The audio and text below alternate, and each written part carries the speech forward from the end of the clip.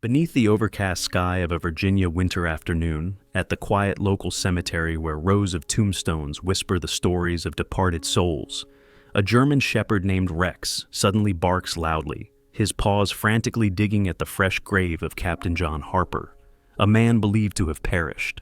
But amid the biting cold and bewildered gazes, Rex's frenzied behavior will spark a gripping investigation, where loyalty clashes with a sinister conspiracy of treason. A soldier declared dead, a mysterious corpse, and blood-soaked clues will guide the way to a truth buried deep within American soil. Are you ready to embark on this thrilling journey? Before we begin, don't forget to leave a comment sharing where you're following from. We'd love to know which corner of the world you're joining John, Rex, and their team from. That day, the cold wind blew in gusts, carrying the rustling sound of dry leaves, as if spirits were whispering in the stillness. In a far corner of the cemetery, a small group gathered around a freshly dug grave, the earth still damp and dark brown, not yet covered with grass.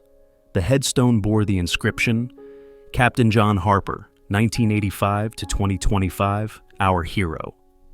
Mrs. Mary Harper, John's mother, stood there, her frail hands trembling as they clutched a bouquet of white daisies, the flowers John had loved since childhood. Her eyes were red and swollen, glistening with unshed tears, yet her face held the resolute strength of a mother accustomed to loss. Beside her, family and friends stood in silence, heads bowed, with only the sound of the wind and the stifled sob of a distant relative breaking the quiet. But in that somber atmosphere, a sharp sound suddenly pierced the stillness, shattering the calm, the fierce barking of a dog.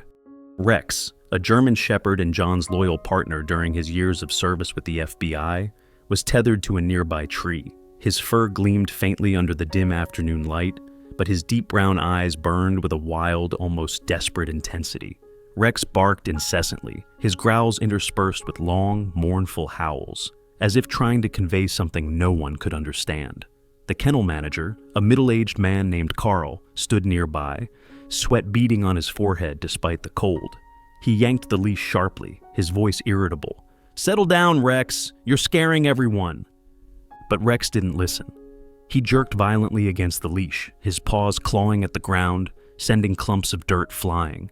Carl, who was used to working with service dogs, had never seen Rex like this. In the 3 days since John was declared dead, Rex had become a nightmare at the training facility. He refused to eat, wouldn't sleep, and only barked and growled, as if possessed by some demon. Finally, at Mrs. Mary's suggestion, Carl had brought Rex here, believing the dog needed to say goodbye to John to find peace. Mrs. Mary turned, her tear-filled eyes fixed on Rex. "Oh, Rex," she whispered, her voice choked with emotion. "You miss John too, don't you?" But Rex didn't respond with the friendly wag of his tail as he usually did. Instead, he suddenly lunged toward the grave, the leash stretched to its limit, nearly knocking Carl off balance. With astonishing strength, Rex clawed at the earth in front of the grave, his paws digging deep into the soft soil, as if determined to unearth something from below. The crowd murmured in panic. A relative shouted, "What's going on? Has he gone mad?" Mrs. Mary stepped back, her hand clutching her chest, her breathing rapid. "Rex, stop!" she called. But her voice was drowned out by the dog's frenzied barking. Dirt flew in all directions, revealing darker, deeper soil beneath. Carl, his face flushed with embarrassment and confusion, tried to pull Rex away, but the dog growled, baring his teeth as if ready to bite. The crowd began to whisper, their eyes filled with suspicion as they turned toward the grave. An elderly woman muttered, "Service dogs don't act without reason. Something's not right." Night fell, draping the cemetery in a thin veil of mist that blurred the outlines of the graves. Flashlights flickered in the darkness as Mike Dawson, John's best friend and fellow FBI agent, stepped out of a black SUV parked by the roadside. His suit was slightly rumpled, a sign of a long, relentless day of work. Behind him was Sarah, a renowned forensic analyst with the Bureau, her dark hair tied high and her eyes sharp as a blade. Both had been summoned by Carl, who had practically pleaded over the phone, "I can't control Rex anymore. He's gone mad at the cemetery." When Mike and Sarah arrived, the scene before them was staggering. Rex was still there, now tightly tethered to an oak tree near the grave, but he continued to claw at the earth, barking frantically, his bloodshot eyes gleaming with desperation. The crowd had dispersed, leaving only Mrs. Mary sitting on a wooden bench nearby, her face pale, her hands clasped tightly as if in prayer. Carl stood beside her, shaking his head in despair. "I've never seen him like this," he said, his voice hoarse. "It's like he wants to dig up the entire grave." Mike knelt before Rex, trying to meet the dog's gaze. "Hey, buddy," he said, his voice low but gentle. "What's going on?" Rex paused his barking for a moment, locking eyes with Mike, then turned back to the grave, letting out a long, anguished howl. Sarah, standing nearby, jotted notes on her phone, her eyes scanning every detail: the churned-up soil, the taut leash, and the haunted expression on Mrs. Mary's face. Sarah approached Mrs. Mary, her voice soft but resolute. "Mrs. Harper, may I ask you a few questions?" Mrs. Mary nodded, though her gaze remained distant.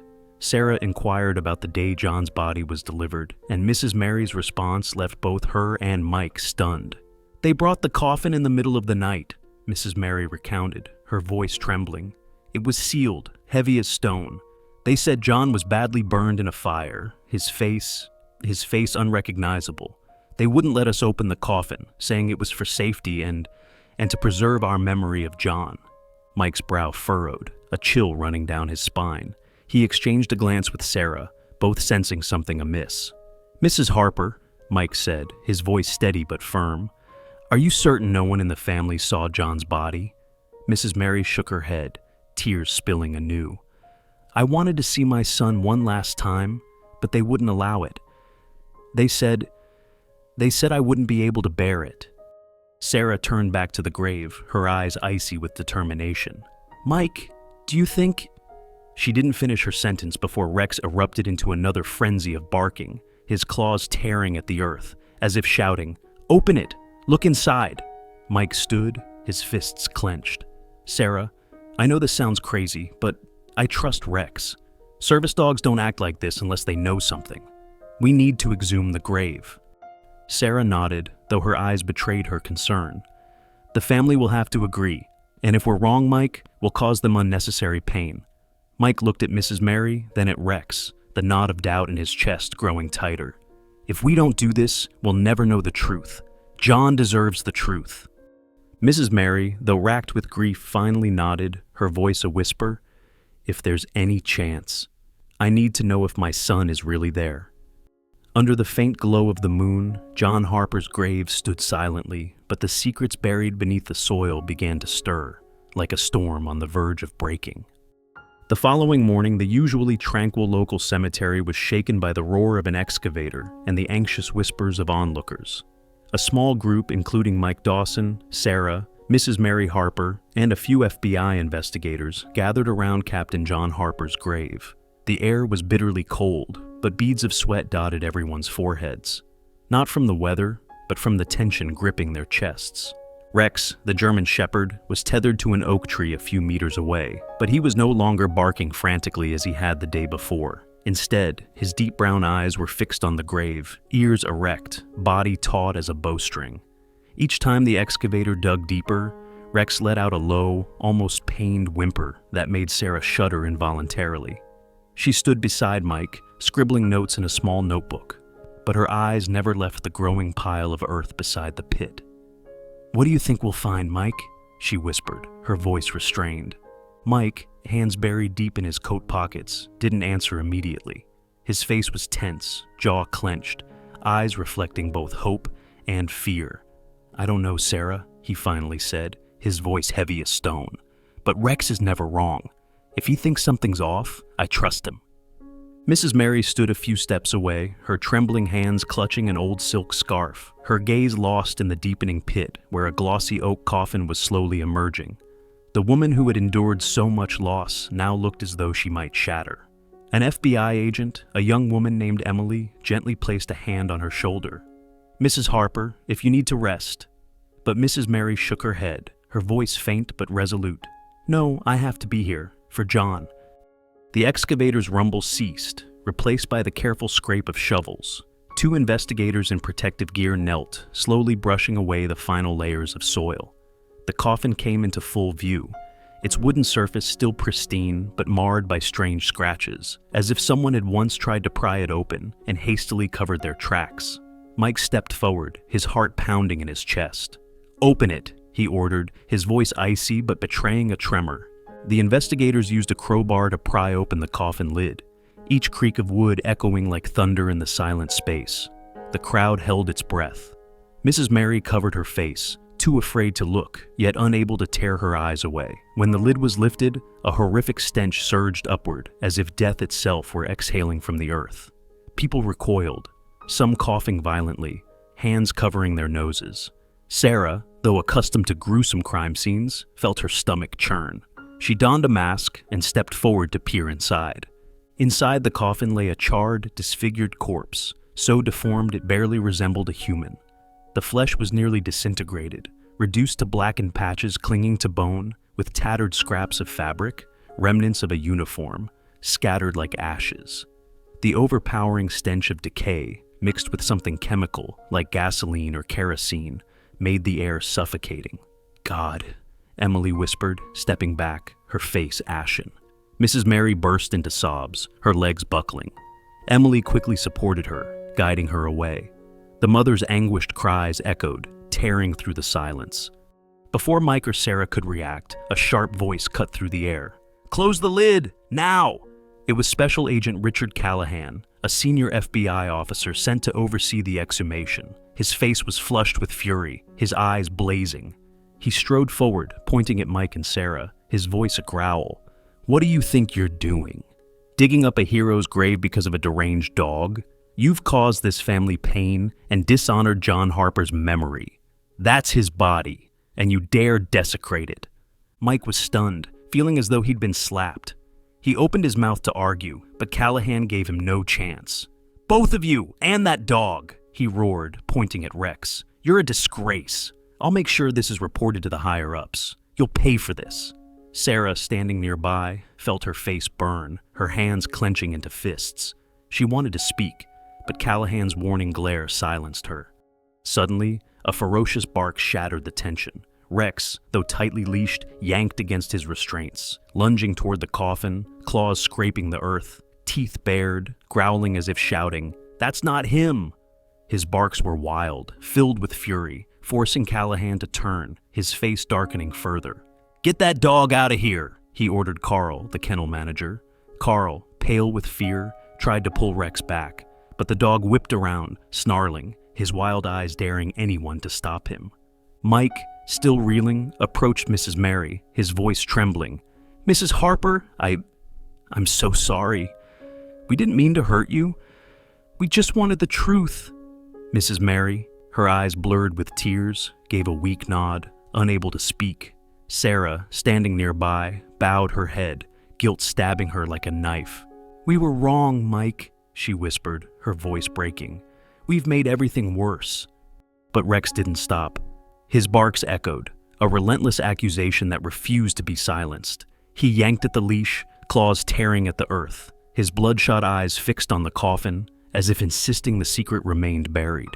Mike looked at Rex, the doubt in his heart not fading but flaring stronger. "Sarah," he whispered, his gaze locked on the dog, "Rex isn't wrong. I don't know what's going on, but that body, something's not right." As the investigation team closed the coffin and prepared to remove it, Callahan turned back, shooting Mike and Sarah a look of contempt.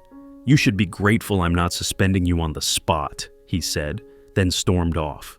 The crowd dispersed, leaving Mike, Sarah, and Rex in the cemetery's eerie silence. Mrs. Mary, supported by Emily, left, her frail figure carrying the weight of the world's sorrow. Rex, now lying on the ground, his head resting on the churned earth, kept his eyes fixed on the grave. A long, anguished howl rose from his throat, a vow that the truth, though buried, would not be forgotten. Mike knelt beside Rex, placing a hand on the dog's head, feeling his trembling body. "I believe you, buddy," he whispered. "We'll find the truth. For John." The next day at the FBI headquarters in Quantico, Mike quietly submitted a request to take custody of Rex, citing the dog's need for a familiar presence to stabilize after days of distress. His superiors, still irritated by the exhumation debacle, reluctantly agreed, but issued a stern warning. Don't cause any more trouble or you'll regret it. Mike nodded, but in his heart, a secret plan was taking shape.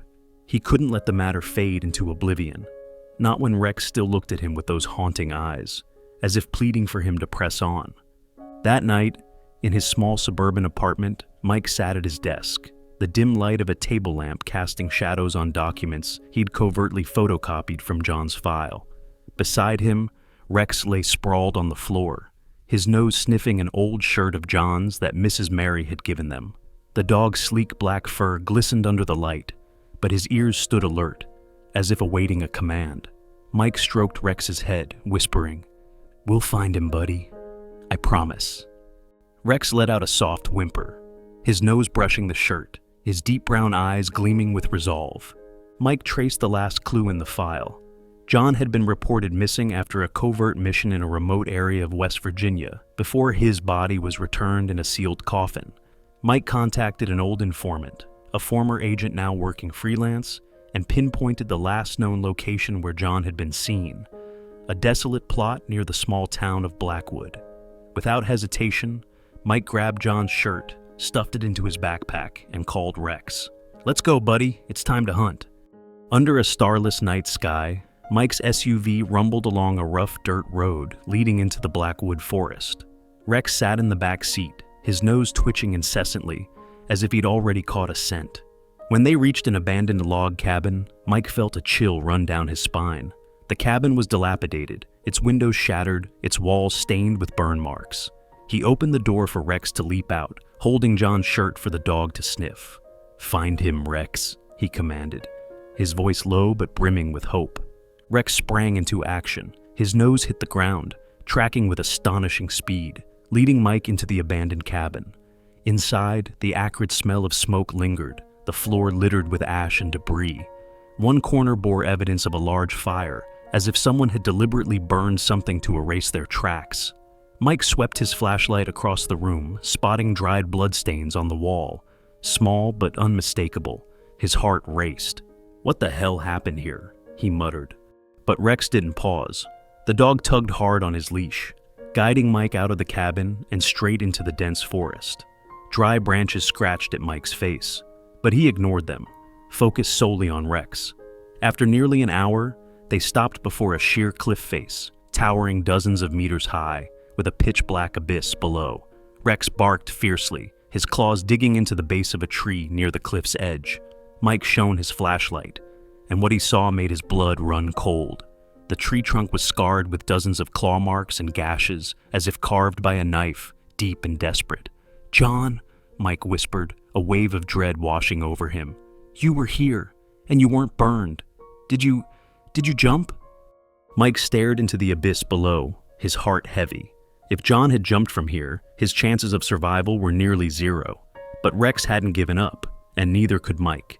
He pulled out his phone and called Tom Rivera, a close friend from college who was now a professional rescue pilot. "Tom, I need you," Mike said urgently. "Blackwood Cliff, right now. Bring your team. I need to rescue someone important."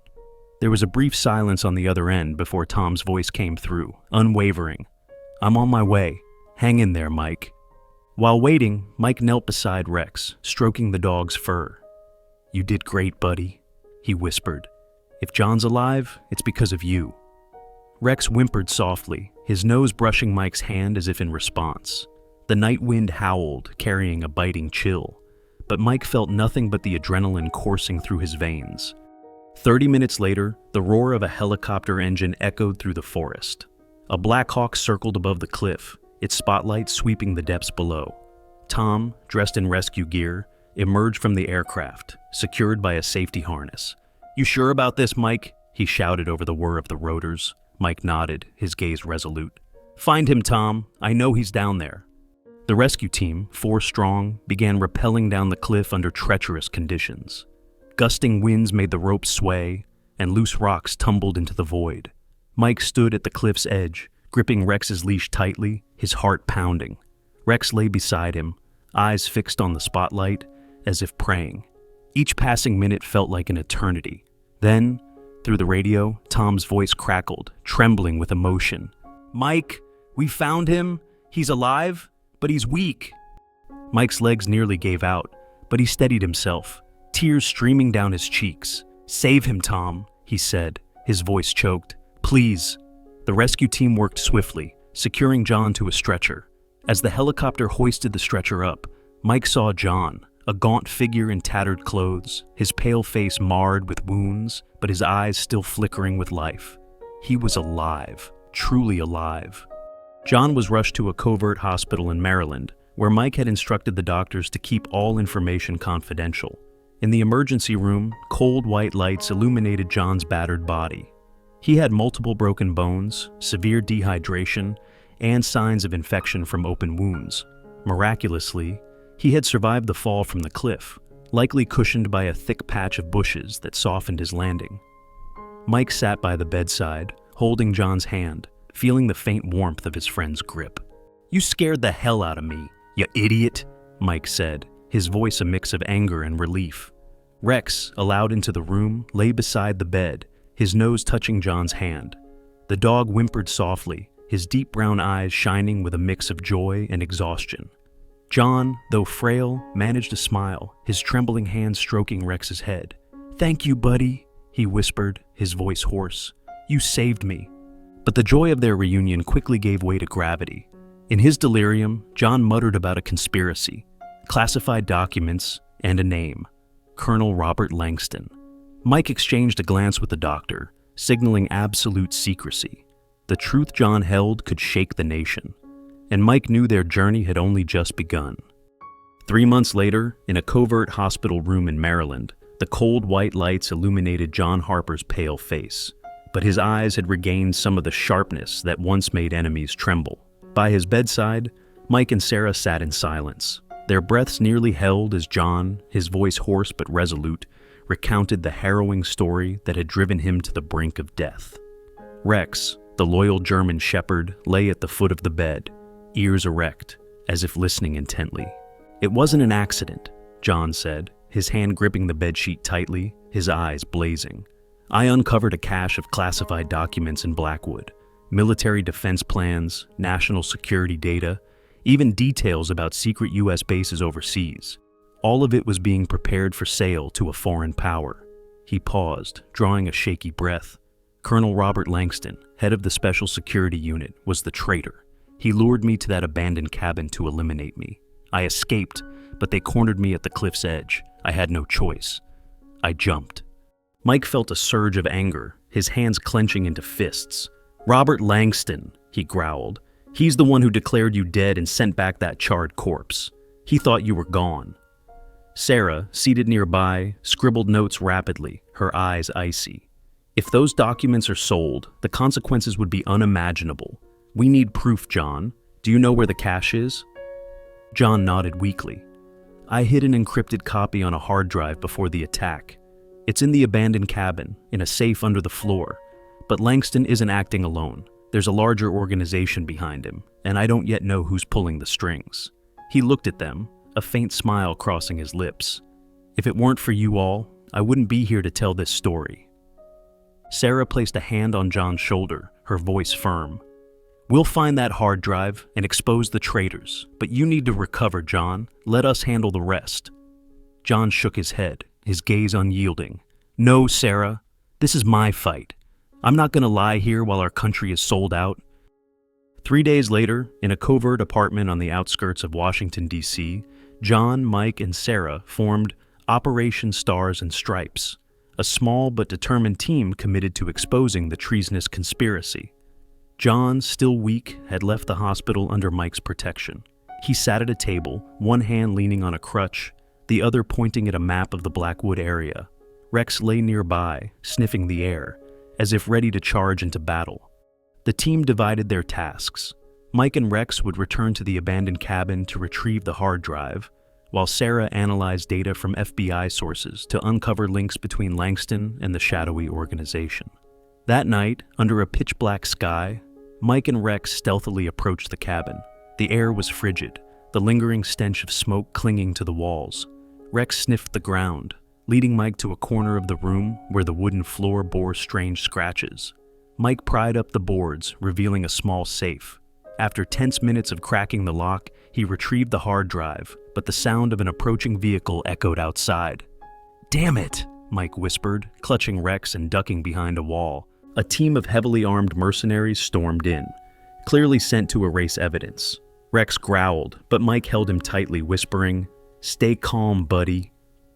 When the mercenaries left, Mike and Rex slipped out, only for a timed bomb to detonate, engulfing the cabin in flames. Mike, clutching Rex, dove through a window, rolling down a hill, and narrowly escaping death. The hard drive remained secure in his grasp. Back at the apartment, Sarah decrypted the hard drive, uncovering financial transactions tied to an underground group called the Black Eagle Society. The team decided to infiltrate a warehouse on the outskirts of DC, where Langston was believed to be storing the original documents. During the mission, Rex played a critical role, sniffing out explosives and guiding the team around traps. But at the warehouse, they were ambushed. A bullet grazed Sarah's shoulder, and Rex, with extraordinary instinct, lunged into the line of fire, knocking her down and saving her from a fatal shot. John, despite his frailty, returned fire, enabling the team to retreat safely. Rex, lightly wounded, ran alongside them, blood seeping through his black fur. Back at the apartment, Sarah, her arm bandaged, continued analyzing the hard drive. After hours of grueling work, she uncovered an encrypted email pointing to a name, James T. Larson, Deputy Chief of Staff of the U.S. Army. John froze, his face paling. Larson, he was my mentor. I respected him like a father, but the evidence was undeniable. Larson was the mastermind behind the Black Eagle Society, manipulating national security and selling secrets to foreign powers for power and wealth. Mike slammed his fist on the table, his voice trembling with rage. "We have everything. Emails, transactions, plans. But if we hand this to the FBI, Larson could bribe or destroy the evidence. He's too powerful."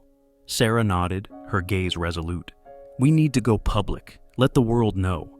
No one can cover up the truth when millions are watching." But she paused, taking a deep breath, her voice lowering. "We have to understand the risks. If we do this, our location will be exposed. Larson will send assassins. We could lose our lives." The room fell silent, filled only with the sound of their heavy breathing. Rex whimpered softly, his nose brushing John's hand, as if urging him not to waver. John looked at the dog, then at Mike and Sarah, his eyes blazing with an unquenchable fire. "I jumped off a cliff to survive," he said, his voice low but powerful. "If the price for saving our country is my life, I'm willing to pay it. What about you?" Mike gave a faint smile, though his heart pounded with fear. "You know I never back down, Harper. If we die, at least we'll die for what's right." Sarah swallowed hard, her hand tightening around the bandage on her shoulder. "I saw Rex take a bullet for me. If a dog can sacrifice, so can I, for America." John nodded, his gaze sweeping the small room that held their last hope. "We'll do this, for our country, for what we believe in, even if it means sacrificing our lives." The following evening, in a clandestine safe house perched on a hillside in suburban Virginia, John, Mike, and Sarah prepared for their boldest move yet. They set up a secure live stream system, using encrypted servers to avoid being traced. A camera was positioned in front of a table, meticulously arranged with documents, the hard drive, and other evidence. Rex lay beside John, his glossy black fur gleaming under the lights, a symbol of unwavering loyalty. As the live stream began, John, though still frail, looked directly into the camera, his voice low but powerful. "I am Captain John Harper, declared dead but alive. Today we, myself, Mike Dawson, Sarah Quinn, and our dog Rex, will expose a treasonous conspiracy threatening America's security." He presented each piece of evidence, Larson's emails, transactions with the Black Eagle Society, and plans to sell classified documents. Sarah supplemented with financial analyses, while Mike recounted their perilous missions. Rex, as if sensing the moment's gravity, raised his head, his gaze resolute. The live stream spread at lightning speed, drawing millions of viewers from New York to small Midwest towns. Americans, from workers to students, sat glued to their screens, a mix of outrage and pride swelling within them. Sarah, her hands trembling, uploaded an additional data package to public servers, ensuring the evidence couldn't be erased. Mike stood near the window, gripping a pistol tightly, his eyes scanning the darkness outside. Suddenly, Rex sprang to his feet, fur bristling, a low growl rumbling from his throat. His ferocious bark tore through the silence, sharp as a blade, startling all three. Mike rushed to the window, pulling the curtain slightly, and his heart froze. Under the faint moonlight, shadowy figures moved silently among the trees, the glint of steel flashing from suppressed rifles. "We're compromised!" Mike shouted, his voice cracking with adrenaline. He turned back, his eyes wild but determined. "Assassins! They're here!" Sarah, her face ashen, frantically hit the send button for the final data package, the laptop screen flashing confirmation. "Sent." "It's done!" she cried, but her voice trembled, her hands gripping the table's edge as if clinging to their last hope. John faced the camera, unflinching, his voice ringing like a vow. "People of America, if we don't survive, keep fighting. The truth is your weapon. For America." He left the camera running, the live stream broadcasting their image to millions. The sound of shattering glass echoed from the back door, sharp and chilling like death's knock. Mike aimed his pistol down the hallway, his heart pounding. "Get out through the side door!" he yelled, his voice hoarse. Sarah grabbed the hard drive, stuffing it into her backpack, while John, leaning on his crutch, moved slowly but resolutely. Rex surged ahead, teeth bared, ready to defend the group. They raced through the pitch-black hallway, the sound of the assassin's footsteps echoing behind them, steady and cold, like the beat of a funeral drum. Outside, the hillside turned into a battlefield. Bullets tore through the air, embedding in tree trunks, dirt exploding beneath the group's feet. Mike returned fire, taking down one assassin in the darkness, but the enemies were overwhelming, emerging like specters from hell. Sarah cried out as a bullet grazed her shoulder, blood soaking her shirt. "Run!" Mike roared, shoving Sarah toward the forest, but Rex, with unyielding instinct, didn't follow. The dog turned back, charging straight into the assassins, his growls echoing through the night. Gunshots rang out relentlessly, and Rex, a black whirlwind, bit and tackled two assassins, carving a bloody path for the group. John halted, his eyes filled with anguish as he watched Rex fight. "No, Rex!" he shouted, his voice choked with emotion. He threw his crutch to the ground, the wood splintering on the hillside, and drew his pistol from its holster, his trembling hands steadied by a blazing resolve. "Mike, get Sarah out!" he ordered, his voice cold and unyielding. Mike cursed, his eyes red, tears streaming down his dust-covered face. "Damn it, John, don't do this!" But John's resolute gaze told him there was no changing his mind. Grabbing Sarah's arm, Mike dragged her into the forest, despite her anguished screams. On the blood-soaked hillside, John stood alone, facing a tide of assassins. Bullets whizzed past, embedding in the ground around him, but he fired back with deadly precision, each shot felling an enemy. One assassin collapsed, blood spraying under the moonlight, then another, his throat pierced. But the enemies were too numerous, and John's weakened body couldn't hold out forever. A bullet tore through his shoulder, blood spurting, staining his shirt. He dropped to one knee but kept firing, his eyes burning with unshakable loyalty. Another bullet struck his thigh, forcing him to the ground, his gun slipping from his hand and rolling into the grass. Not far away, Rex fought like an indomitable beast.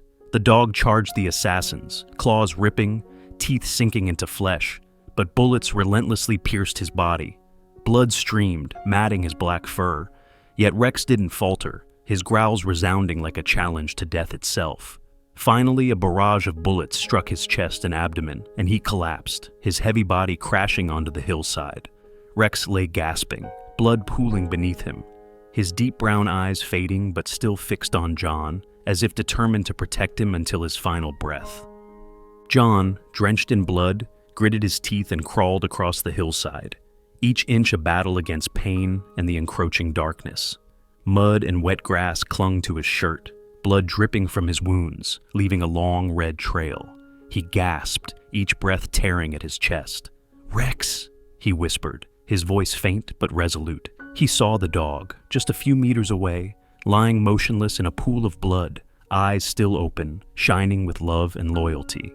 John reached out, his bloodied fingers trembling, straining to touch the friend who had saved him countless times.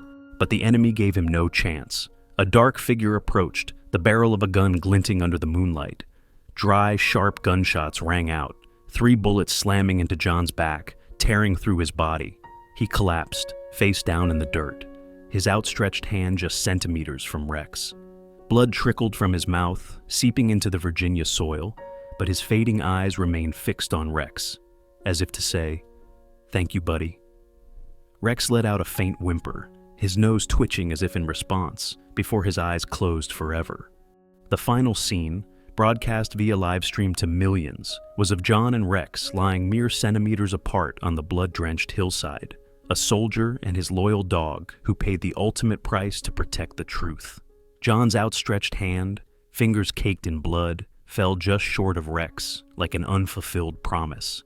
Yet, on the Virginia hillside, the battle hadn't ended. The assassins, leaving John and Rex's bodies behind, pursued Mike and Sarah deep into the forest. Sarah, her shoulder soaked in blood, gasped for air, clutching the backpack containing the hard drive. Mike, eyes red but gaze steely, pulled her through the underbrush, each step a struggle against pain and fear.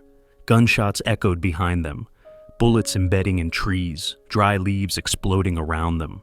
"Keep running, Sarah," Mike yelled, his voice hoarse, firing back and dropping one assassin in the shadows.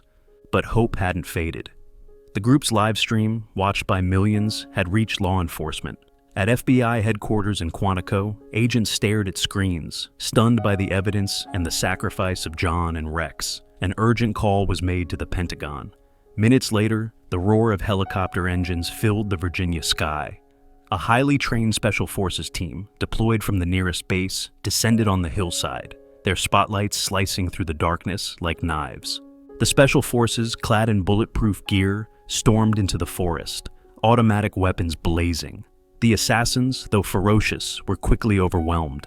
Shouts, gunfire, and the clash of metal rang out in the chaos. Mike, hearing the helicopters, pulled Sarah behind a boulder, his heart pounding. "They're here," he whispered, his voice trembling with hope. A masked Special Forces operative appeared, signaling safety. "Mike Dawson, Sarah Quinn, we're FBI. You're safe." Sarah broke down, clinging to Mike, tears mixing with blood on her face. But the relief of survival couldn't erase the agony in their hearts.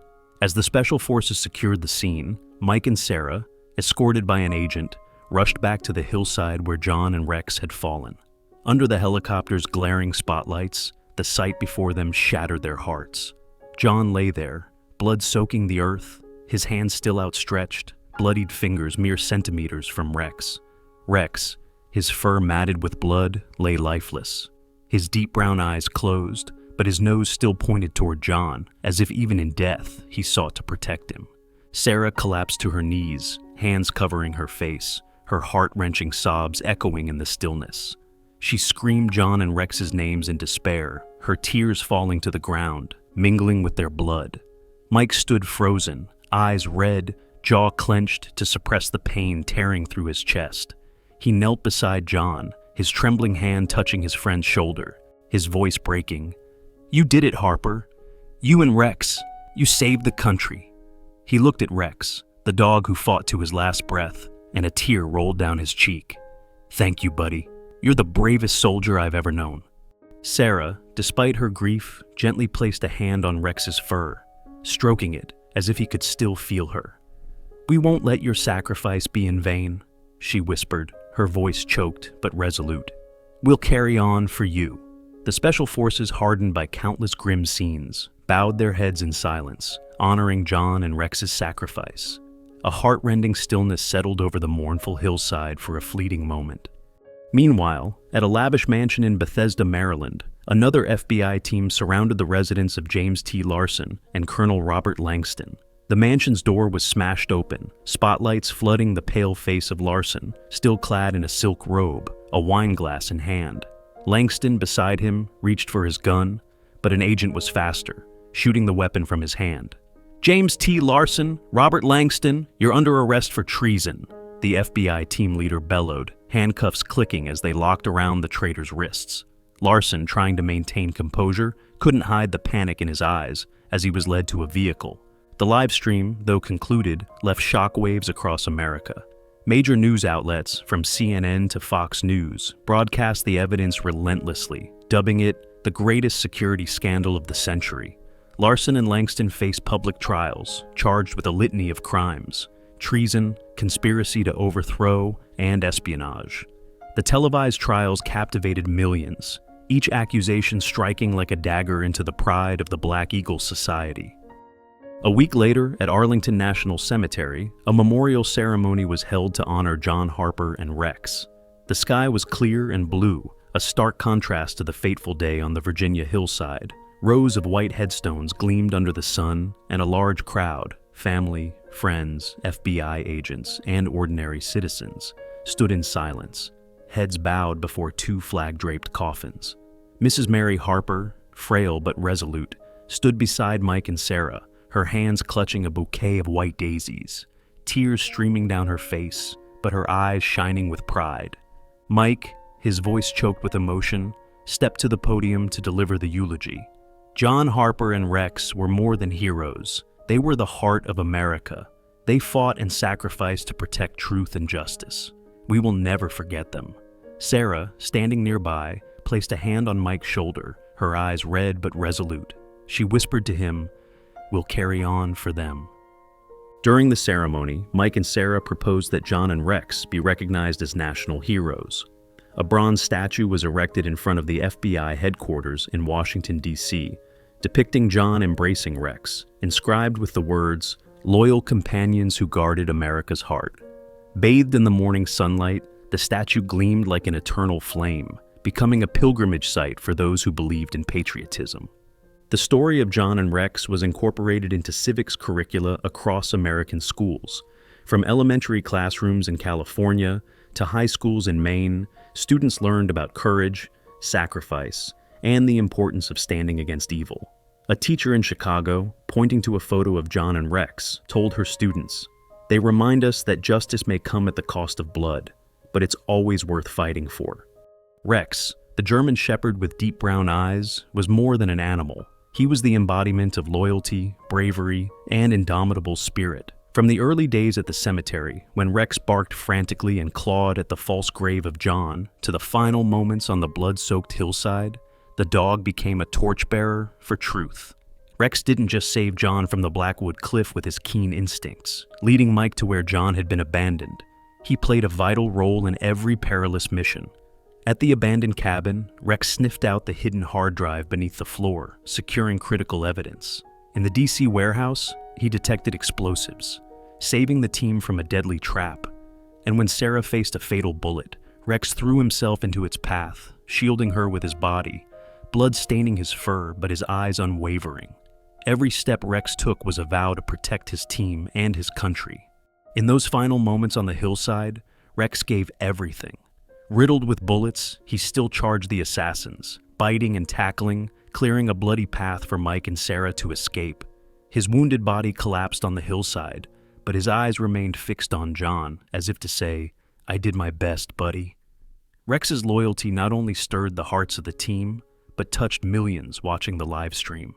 A young girl in California, hugging her own dog, sobbed, "Rex is a hero." A retired K-9 trainer in Florida wrote on social media, "Rex is the epitome of American loyalty, never abandoning his team."